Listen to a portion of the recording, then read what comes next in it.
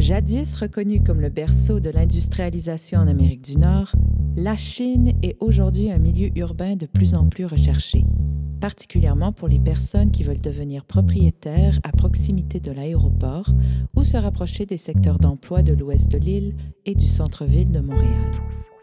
Situé dans la partie sud-ouest de l'île de Montréal, l'arrondissement de Lachine est desservi par l'un des principaux axes routiers est-ouest au pays, l'autoroute 20. Dans l'axe nord-sud, l'autoroute 13 dessert directement le territoire et l'autoroute 15 à proximité mène à la frontière américaine en moins d'une heure. Bien qu'une cinquantaine de parcs rythment le paysage de la Chine, les rives du lac Saint-Louis en représentent le véritable joyau. On y retrouve une concentration de bâtiments patrimoniaux, d'institutions, d'équipements culturels et récréo-touristiques à l'une autre pareille dans la région de Montréal. En bordure du fleuve Saint-Laurent, à 10 km du centre-ville de Montréal, l'art et l'histoire se rejoignent.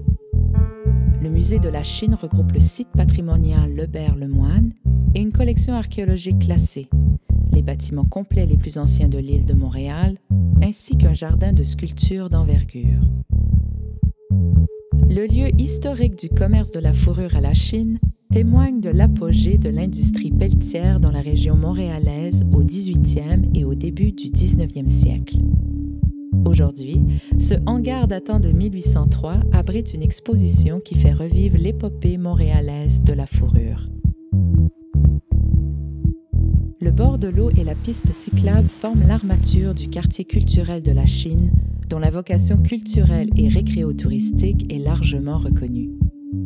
Reconnu comme étant le pôle bleu de la ville de Montréal, l'arrondissement de la Chine reçoit l'été plus de 500 000 personnes qui sillonnent ses rives à pied, à vélo et en patin. Si l'eau marque le paysage de façon majestueuse, elle permet aussi le déploiement d'activités de plein air grâce à la présence de l'école de voile, du club d'aviron, du club de canoë de course et du quai de la 34e avenue.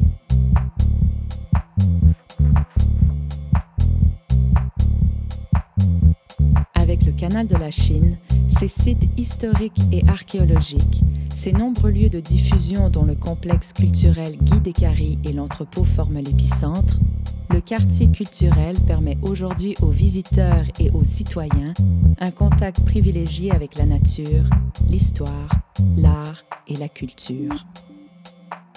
La Chine au fil de l'eau et de l'histoire, un arrondissement à découvrir.